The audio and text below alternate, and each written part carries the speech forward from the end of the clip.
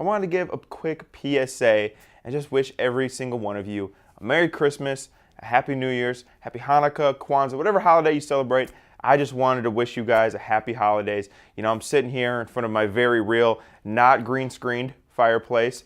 And, I'm so cozy and so warm, and I just wanted to spread some holiday cheer. So before we start the show, just wanted to say happy holidays to all of you. And we can cue the intro, and we can get to talking about the Bears.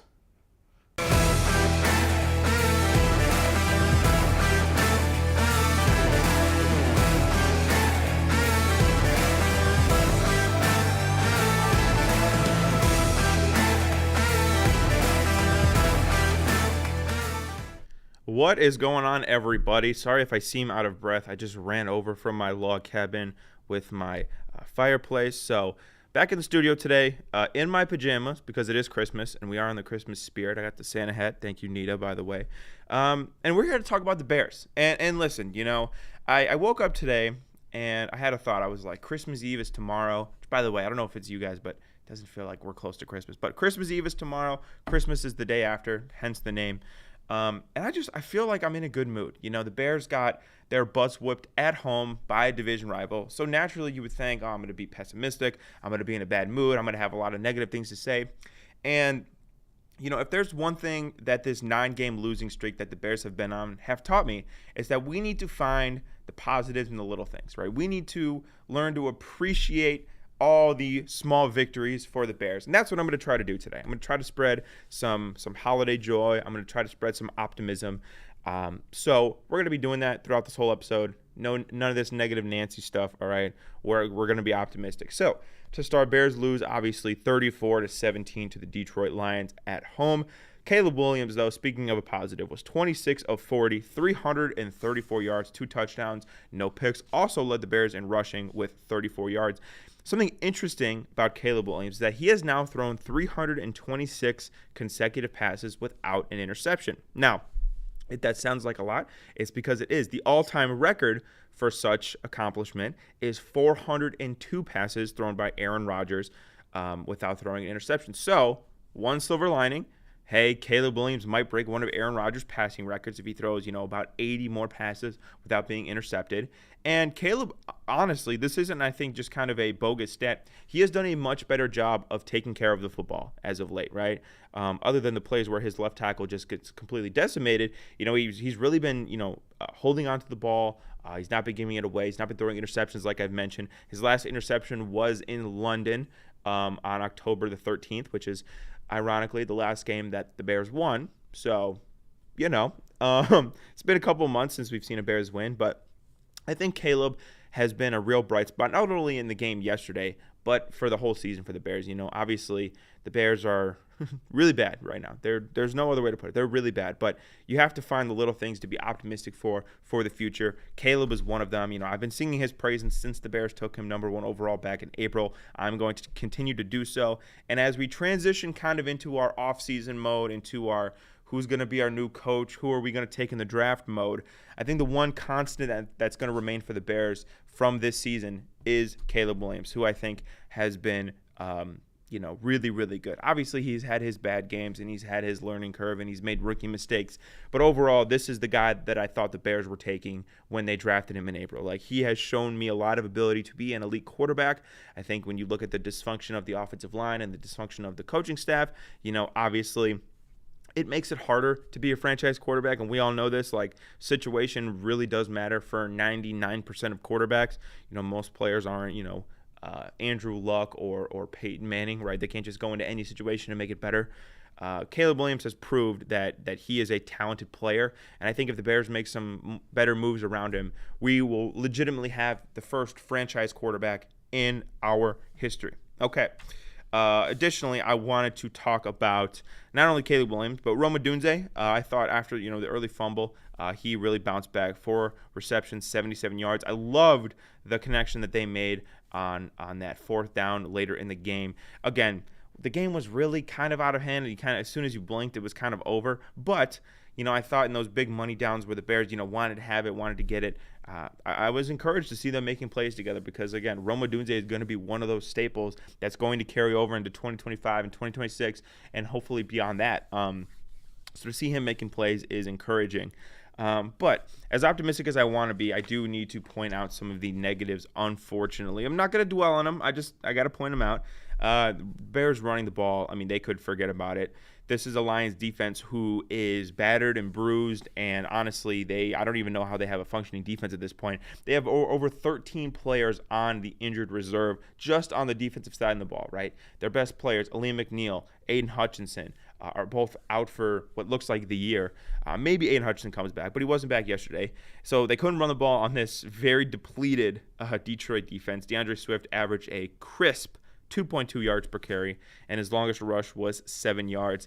That's going to be another thing the Bears are going to need to address this offseason. They need to figure out the running back spot. They need to be able to run the football, whether it's the offensive line, whether it's the running backs. I don't know what it is at this point. I'm going to have to watch the film to kind of get a better conclusive idea, but the Bears can't run the ball at all right now, and that is making Caleb Williams' life very, very difficult because, hey, if you're a defensive lineman and you know that this team cannot run the ball, you're just going to pin your ears back. You're just going to attack the quarterback every single play. And Caleb Williams, he is athletic and he is mobile. He's able to evade a lot of those, but he got sacked twice again yesterday. Probably could have been a lot more.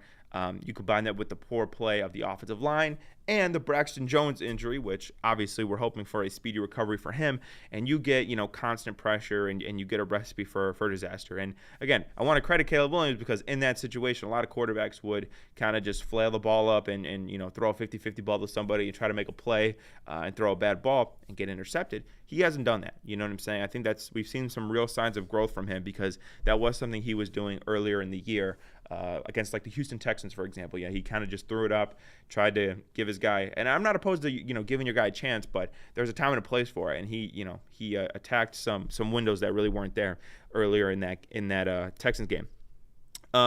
Additionally, we have to just talk about the defense. The defense was not good, and the defense has not been good since we fired Matt Eberflus. Now, I think that it's kind of funny because we're kind of seeing the same effect that the New York Jets had when they fired Robert Saleh, right? Robert Saleh was fired, I believe it was week 5 or week 6 this year. And up until that point, we had thought of the Jets as having this elite defense with Sauce Gardner and Quinnen Williams and all of these guys. And since Robert Saleh left, their defense has been bad. Legitimately, their defense has been bad. And the same thing happened to the Bears where, Matt Eberflus, was he a good head coach? Absolutely not. I'm glad they fired him. They couldn't have done it sooner. But at the same time, he doesn't know how to run the defense. And so when he leaves, the Bears, I think, schematically are feeling his impact on the defensive side of the ball. They're feeling that loss because, again, that was his unit. That was his baby. And to his credit, again, he did lead a good defense for the majority of his time here in Chicago. So defensively was really bad. I thought Jonathan Owens especially had a rough day. The pass rush is just non-existent. And I understand that the Lions have a tremendous offensive line, but when you're paying a guy like Montez Sweat, what was it, like $96 million, I believe it was, I expect a little bit more presence. I expect more of his presence to be felt against the Detroit Lions. And outside of him, I think the Bears' defensive line needs work as well. Now, I want to talk about one play in particular because I think that it was the greatest thing that could ever happen to the Chicago Bears. And I don't say this, to be dramatic. I don't say this as an analogy. I think that a touchdown scored against the Chicago Bears is the best play to happen to them all season. And let me tell you why. I'm sure you guys saw the play in which Jared Goff stumbled, dropped the ball, and then immediately, stood up and threw the touchdown to Sam Laporta. Well, it turns out that play was a designed play from Ben Johnson, who had been watching the Bears versus Packers last year when Jordan Love dropped a snap, picked it up, threw for a long gain. Now, you might be wondering, well, Mike, why is a touchdown against the Bears the best play of the year for the Bears? That makes no sense. I'll tell you why. Ben Johnson, he's flirting with us, okay? Ben Johnson knows what he's doing. There's no reason why you would whip out that type of play against a terrible team when you already had the game in hand, okay? And the playoffs are near, so now teams are going to kind of be ready for that play. The only reason you would do that is to kind of, give a little shoulder rug to the Bears and be like, hey, I'm available, guys. All right. And he's flirting with us. And I 100% do believe that. Before anybody here calls me delusional, there have been a lot of reports that have said the Bears are going to hire an offensive coach for Caleb Williams. Okay. Ben Johnson is going to be very particular about which team that he goes to, because he is going to be the most coveted candidate come this coaching cycle.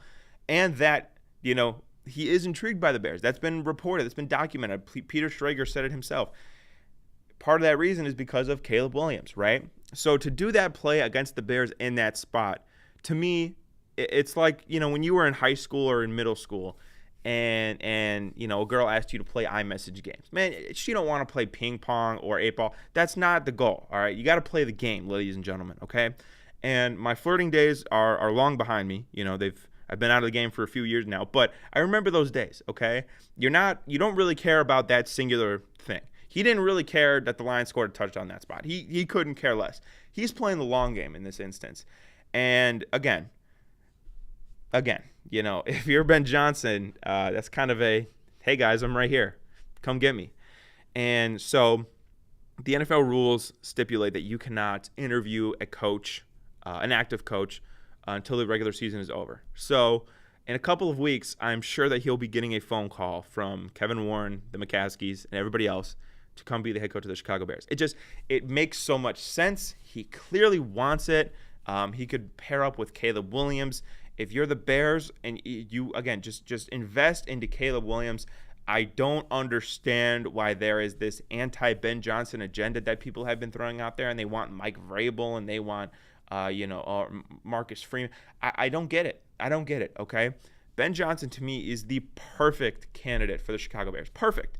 And again, if he's kind of playing around and he's kind of flirting a little bit, you have to take the bait and you have to get him in and you have to make him the head coach of the Chicago Bears. It's best for the franchise and it's what's best for Caleb Williams. And as I've said before, Caleb Williams will take you as far as the team's going to go, right? If Caleb Williams is a superstar, we are talking about a championship level team. And you're like, why are you talking about a championship level team when you're 4-13? Well, you're going to go 4-13. I get it, but I don't think people understand how much a head coach can just completely transform a team. I'm not saying the Bears are going to the Super Bowl next year. All right, I'm not saying that. But if Ben Johnson could come in, if he could develop offensive players, if he could build up the offensive line like he did in Detroit, he has that culture that, he's seen Dan Campbell transform not only the Detroit Lions, I would argue the city of Detroit, right? The whole city of Detroit has been changed by Dan Campbell's leadership, in my opinion, okay? Ben Johnson, to me, not only, again, does all of those things, but he makes your biggest division rival worse. The team that is going to be fighting for the number 1 seed against the Minnesota Vikings in Week 18 makes them worse. To me, it makes no sense why anybody who is a Chicago Bears fan would not want Ben Johnson. I've heard the Matt Nagy, I've heard the Mark Trestman. None of those guys had the level of responsibility and the track record of recent success that Ben Johnson has right now with the Detroit Lions, right? Matt Nagy was the offensive coordinator of the Chiefs pre-Patrick Mahomes, but as we all know, Andy Reid's the one calling the plays. The offense is his baby, right? He's the one who's scheming. He's calling plays. Matt Nagy, yes, learned under Andy Reid, which is a good thing, came to the Bears and had a good year and then kind of fell off after that. But he didn't have the responsibility of calling plays and leading the offense. Ben Johnson calls the whole offense for Detroit. The offensive side of the ball is handled by him, right? Dan Campbell is kind of the CEO, kind of overseer. He kind of keeps tabs on everything. Ben Johnson is running the offense. And if you want any example of how good the Lions offense has been over the past couple of years, watch the game yesterday. They have Jamison Williams, going for an 82-yard touchdown. Jahmyr Gibbs had over 100 yards. They lost arguably one of their best offensive players in David Montgomery, and it didn't faze them. It didn't faze them. They went on the road against a division team in a colder environment, even though it wasn't that cold, but, in a colder environment, dropped 34 like it was nothing. And that's kind of been what the Lions have been the last few years. They've been one of the most dynamic and explosive offensive teams that we've seen in the NFL. They were, 2 or 3 plays away from beating the 49ers in San Francisco to go to the Super Bowl last year. This year, they're so banged up, so a lot of people might not pick them for the Super Bowl. But in Detroit, there's not a lot of teams I would rather take, you know what I'm saying, in the NFC. And we'll see, if they're able to get the 1 seed against the Vikings come Week 18. But truthfully, what Ben Johnson has done has been so spectacular. So I know I go on my weekly Ben Johnson rant, but when he's out here just openly flirting with us, I have to bring it up again. I do, because I think that there should be a lot of mutual interest. And I am going to be very disappointed if Ben Johnson is not a serious candidate for this job. If he is not, in our top 2 or 3 finalists for this position, I think the Bears did a grave disservice to not only the fans, but to their organization and to Caleb Williams and to Rome Odunze and DJ Moore and Cole Kmet. I truly believe that this coach is going to change the fortune of the Chicago Bears throughout the course of my lifetime. So, again, we're getting towards close to the end of the regular season. Coaching talks heating up. You're hearing reports. And I'm going to let you guys in on a little secret, kind of what happens. Coaches and their agents tell things to reporters, your Adam Schefter's, your Ian Rappaport's, your whoever, about things that they want or things that they're looking for. And those reporters put it out as if it's, from a third-party source or something like that. And the reason for that is because they kind of want to manipulate the narrative of and make things clear about what they want, right? So when you hear that Ben Johnson, there was a quote last week from Adam Schefter, or a couple of weeks ago, where it said, if Ben Johnson is going to take over a team, he wants to hear why this team had not been successful in years past and how they plan to change that. Wink, wink, nudge, nudge, Chicago Bears, right? He wants George McCaskey and Kevin Warren and Ryan Poles to get on his level and say, we have not been successful because, insert the blank, because we haven't invested in the offensive line, because, we've hired the wrong coach in the past and whatever, because we've been, too dysfunctional and too disorganized as a franchise. That's what he wants to hear. And if the Bears can just drop their ego, can just get rid of all of this, what, and level with him and say, we messed up. We've done this in the past. It hasn't worked. We're gonna change this. They could land one of the top coaching candidates in the last several years. And, do I have faith that they'll do it? Maybe not. And that's the scary part, right? That is the scary part about being the Chicago Bears fan, is that I don't expect them to kind of just drop everything and just admit fault, right? That's what the Chargers had to do last year with Jim Harbaugh. You think Jim Harbaugh was going to go to the Chargers if Dean Spanos was out here saying that he was the greatest and blah, blah, blah, blah, blah? No. I'm sure Dean Spanos leveled with Jim Harbaugh and said, listen, I've been doing this wrong. Like, this is messed up. I need your help. And Jim Harbaugh has come in year one, completely flipped the franchise around. And again, Jim Harbaugh had a track record of doing that. He did that at Stanford, at San Diego State. He did it at in the 49ers. He did it at Michigan. He's done it at a lot of places. We all kind of thought he was going to do something similar to this. Ben Johnson is more of a variable because he's never been a head coach before. But, I believe that we could be seeing the next Sean McVay for the Chicago Bears. I really do believe that, because think about this, right? Jared Goff's rookie year, 2016, he was horrible. He was like 0-9 or whatever it was. One of the worst rookie seasons ever. Had Jeff Fisher. Here comes in Sean McVay. And they won the Super Bowl in 2 years. So, please do not underestimate what a good head coach could do for this Bears team. We could drastically improve from year to year. Okay. That's kind of just my game recap / Ben Johnson little rant that I was going on because, again, please come to Chicago. Next, I want to do something in the spirit of Christmas. I wanted to talk about the naughty and nice list for the Chicago Bears for the whole season. Now, I'm not going to tell you, what to or what not to believe, but I do believe, Santa Claus is watching, right? And a lot of these Bears players and a lot of these organizational members will be getting coal under their Christmas tree come December 25th. So I'm going to just name a few of them real quick. But first, I'm going to start with the nice list, right? On the nice list is Caleb Williams. I think we all know why. Caleb Williams is awesome. On the nice list, I will also put the defense before we fired Matt Eberflus, because after that it's been rough. I'll put Rome Odunze on the nice list. I think that he's, had his struggles. He's been, I don't want to say inconsistent. He's had, there's a learning curve when it comes to the NFL, but 700 yards in an offense as dysfunctional as this, he can maybe eclipse 800 yards by the end of the year. I think we need to appreciate Rome Odunze for having a solid rookie year. Now, it's hard because guys like Malik Neighbors and Brian Thomas Jr., oh my gosh, raise your hand if you had him in fantasy. He's been pretty good, right? But a lot of these other rookie wide receivers have been so good that it maybe makes him look worse. But again, I call this kind of like the Jackson Smith and Jigba effect, because last year He was like a 600-yard receiver, whatever, and Jordan Addison and Zay Flowers were both awesome, and Puka Nacua was so good, and people were like, oh my God, Seattle took the wrong guy. Oh, it turns out Jackson Smith-Njigba is actually really good. He's going to have like 1,200 yards this year. And it just needed a change of offensive play caller. And I think a similar thing could happen to Rome Odunze, when he gets a Ben Johnson, right, to be his play caller. It'll, I think, change the dynamic of the offense, and he'll be more productive. So, Rome Odunze, you're on the nice list. Now for the naughty list. And I'm not going to lie, this is a massive list. There's a lot of negatives to talk about with this Bears team. Okay. The offensive line is on the naughty list. I think anybody who's watched a Bears game this year would agree with me. Ryan Poles is also on the naughty list for not investing in the offensive line, for making some questionable draft picks. I mean, the arrogance, I saw a tweet and it said, the arrogance of Ryan Poles to draft a project left tackle in the third and then a punter in the fourth needs to be studied. And I think truthfully, like we didn't mention that enough when it happened. Myself included, I thought that it was a good idea. But looking back, you take a quarterback, wide receiver in the top 2 picks, then you take a project tackle, then you take a punter, and you only had about 5 or 6 picks. Austin Booker has been, a non-factor this year. DeAndre Swift was not a good free agent deal at all. He was the one free agent running back deal that hasn't paid huge dividends for his team. I mean, look at Josh Jacobs, Derrick Henry, Saquon Barkley. I mean, those guys have been tremendous this year. And then, there's DeAndre Swift, right?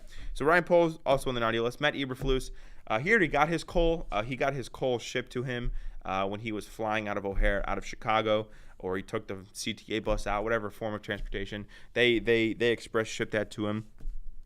The defense after Matt Eberflus, they've been really bad. They've been quite atrocious. I won't lie. The offensive line, again, actually. Thomas Brown is head coach.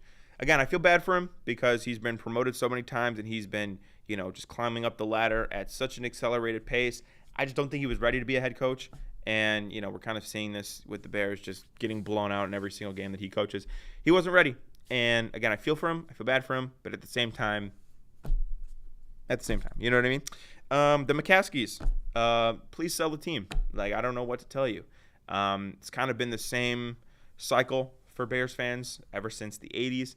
And I understand that, the Bears are one of the charter franchises in the NFL, and they have this legacy ownership group who has been, passed down from generation to generation ever since Papa Bear Hallis.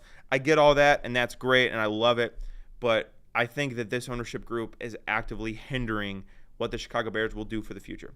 Because I'm so sorry, I do not care about 1985 anymore. It was great. It was awesome. We'll love them forever. But Bears fans need to stop being stuck in 1985, right? We need to be talking about 2025 and beyond. Because I would like to see a good Bears team in my lifetime, right? There have been 2, maybe 3 good Bears teams in my lifetime. They went to the Super Bowl when I was 4 years old. Didn't watch it. I was 4. They went to the NFC Championship game in 2010. Okay, awesome. You lost to Green Bay. And then in 2018, they were awesome, but they didn't win a playoff game. So I would like to see a good Bears team in my lifetime, and I think that those odds improve dramatically if the McCaskies are no longer in power. Okay. Additionally, Kevin Warren, team president Kevin Warren. Dude, you were brought in to build up the new stadium. You were brought in to, get this figured out with where it's going to be, the construction. There seems to be no progress going on. Like, what's going on here? And now it seems like he's taking over some power from Ryan Poles, and that's just a weird dynamic, and I hope that it doesn't hinder Kevin Warren. Kevin Warren doesn't hinder any potential head coach coming in. It did last year, reportedly, with them not wanting to interview Jim Harbaugh, who they both know each other from the Big Ten. They don't like each other. Okay, great. Jim Harbaugh's doing pretty good, like I mentioned. Another thing on the naughty list, special teams. Special teams have not been good this year. Torrey Taylor has not had a great rookie year. Cairo Santos has only hit in about 82% of his kicks. Additionally, he doesn't even have a big leg, so he's not even like the super accurate type. And again, some special teams gaffes like the block kick against Green Bay, etc., etc. Special teams is on the naughty list. The Packers are on the naughty list. That's kind of a permanent fixture. They're on there every year. DeAndre Swift, as I mentioned, the one bad free agent running back signing this year. Saquon Barkley, Derrick Henry, Josh Jacobs are probably the 3 best running backs in football this year. And then there's DeAndre Swift. And then last one, I don't know if I mentioned the offensive line. I got to mention them once again because they've been atrocious. But let's go back to being positive because, there's a lot of negatives. Let's talk about our next game of the year, the second to last game of the season. The Bears take on the Seattle Seahawks, the 8-7 Seattle Seahawks at Soldier Field on Thursday. I will be at this game. I'm going to be very excited. It's going to be my second Bears game of the year. Now, the Seahawks open up at about 3.5-point favorites against the Chicago Bears, and I understand why. The Bears haven't won a game in America since October 6th. It's been rough. Seattle hasn't fared much better recently. Yesterday against Minnesota, I thought, Geno Smith had a couple of rough interceptions.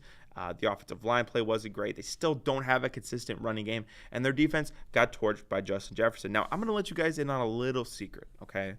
Little Christmas secret here. I love the Seahawks. They're one of my favorite teams, and I follow them very closely. So this game is personal for me. I won't lie. This game is pretty personal. And the Seahawks are still playing for the playoffs, right? They are, within a game of the Rams, and they play the Rams in Week 18, so that could easily flip in their favor. But I do want to say, I don't think the Bears are just going to roll over and die like a lot of people might expect them to. I do expect the Bears to come out to continue to want to play their best football, and I don't believe that the players or the coaches care about tanking, care about losing for a draft pick. The fans do, maybe the front office does, but the players and coaches, they don't care about that. 95% of those guys are fighting for their jobs on a weekly basis, and so tank mode or whatever, that doesn't exist for them. They don't care. They don't care about some 22-year-old that the Bears are going to pick in April. Farthest thing on their priority list. Obviously, when you look at the Seahawks, you look at a team that has tremendous skill position players. I've mentioned Jackson Smith-Njigba. The Seahawks got DK Metcalf more involved last week. Kenneth Walker is dangerous with the ball in his hands. I think Zach Charbonnet is a good change of pace back. You can beat the Seahawks team, though, with their offensive line. That's a huge weakness for the Seahawks team, right? Especially the interior. And, admittedly, the Seahawks defense has been much better on the flip side, right? Their defense under first-year coach Mike Macdonald has seen tremendous improvement, I would argue, since the bye week. They didn't look great yesterday against the Minnesota Vikings, but the Minnesota Vikings are, maybe the number one seed in the NFC, so I'll give them a little bit of slack. Offensively for the Bears, like I mentioned, Caleb Williams has been one of the lone bright spots, right? And in talking to not me talking to, but in listening to some interviews with players, DJ Moore mentioned how he's thinking about vacation already. And I do want the Bears to come out punching, to come out swinging these last couple of weeks. I do believe that anytime you lose as many games as the Bears do, it's like a cancer, right? It doesn't just affect them this year, but it affects the players' minds, and it loses them trust in the front office and the coaching staff and the ownership. Losing really just is not a good thing. Yes, you get a better draft pick, but there's a lot of negatives to losing that come as well. So, for the Bears, I think the keys in this game are going to be to limit the damage of Jackson Smith-Njigba, of DK Metcalf, of Kenneth Walker. Keep the game underneath them. Don't let them hit any big plays over the top. Defensively speaking, you have to block their defensive line. Leonard Williams has been a stud this year. Uchenna Nwosu's been back. Boye Mafe and Derek Hall have both been good for Seattle this year. And then obviously they have good corners as well with Devin Witherspoon and Reek Woolen, who, he's pretty hit or miss, I won't lie.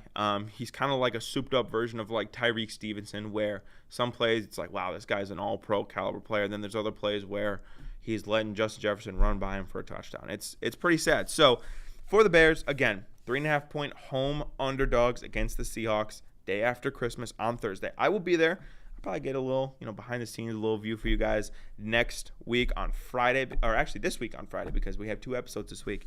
So on Friday, my score prediction for this game, I'm going to go with Seattle 24, Bears 20. I don't think they beat a Seahawks team who is still fighting to win their division. I don't believe that the Bears maybe have the talent at this point to keep up with a Seahawks team that, again, is fighting for something. I do believe Caleb will look good against the Seattle defense, but I am going to give this one to the Seattle Seahawks. So, a little bit shorter of an episode for today, guys. I hope you guys had a great day. I hope you guys enjoy time with your families, your loved ones. Maybe not if you're Travis Hunter. But that's a separate topic for a different day. But that's going to be it for me, guys. I'm going to sign off. Merry Christmas, and I'll see you guys on Friday.